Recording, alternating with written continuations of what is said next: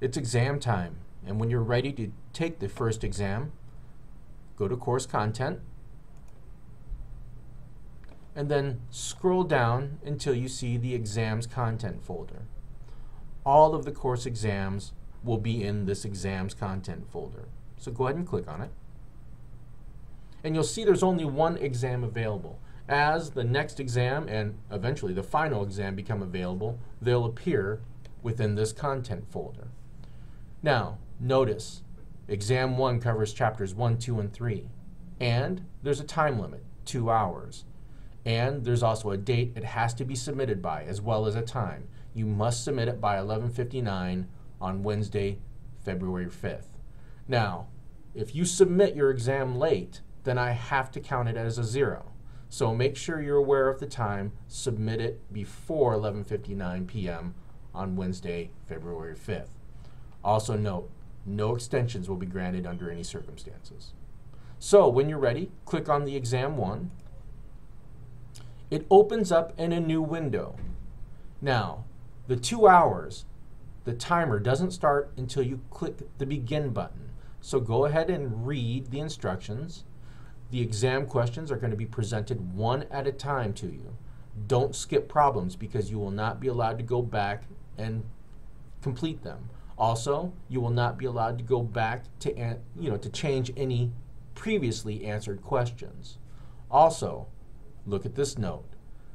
There are some problems that might be missing an image that's necessary to answer the questions on the problems. Maybe it's a graph, and then you'll be asked a question about the graph. It's going to be hard to answer the question without the graph, without that image of the graph. If that happens, go ahead and skip the problem, don't answer it, or guess if you want to. It doesn't really matter because I'll be reviewing all the exams, and if that ever happens, I'll adjust your scores so those types of problems don't count against you. You shouldn't really encounter more than 1 or 2. I've seen instances where people maybe get 3 of those questions, but just be aware of those. Now, when you're ready to begin this exam, if you intend to use any web resources while you're doing this, maybe there's a website with a PDF of formulas that you'd like to reference while you're taking the exam, or maybe you want to open StatCrunch so that you can do any calculations while you're performing this exam. Go ahead and do that, but just be aware that sometimes these websites will have a pop-up that will actually overlay this window, will actually take control of the window that has the exam, and now you've lost the exam. If that happens, don't panic. Just go back to Blackboard, navigate back to the exam, and click on it. You'll be presented with the same page, except instead of begin, it will say continue.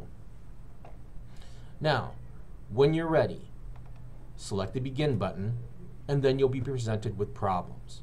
Now notice, they give you a warning here saying, if you move on to the next question, you're not going back to answer it later.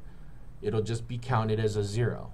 So once you're given the question, like in this case, a stock analyst selects a stock from a group of 20 for investment by choosing the stock with the greatest earnings per share reported for the last quarter. What type of study is this? Is it observational or is it experiment? So, so if you get this question, hot dog, you're going to get the answer probably, or maybe not. Maybe I'm going to select it wrong intentionally. But in this case, this person is really selecting stocks from 20 by studying their earnings from the last quarter. So this is an observational study. Now, once you select an answer, to be safe, click Save Answer. And then you'll see it saved. And then when you're ready to move to the next problem, click either of these right arrow buttons. Now, when you see these problems, if you click a right arrow button without answering the question, it will warn you. It will say, you didn't write anything in there. Are you sure you want to go ahead? If you select OK, it will move on to the next problem. If you click Cancel, it will stay here. So just be aware that if you do go to the next problem without answering it, well, now you've got, no credit for that question, and you've moved on now to the third question. So that's the first exam. And good luck. If you have any questions, feel free to let me know. Otherwise, there you go.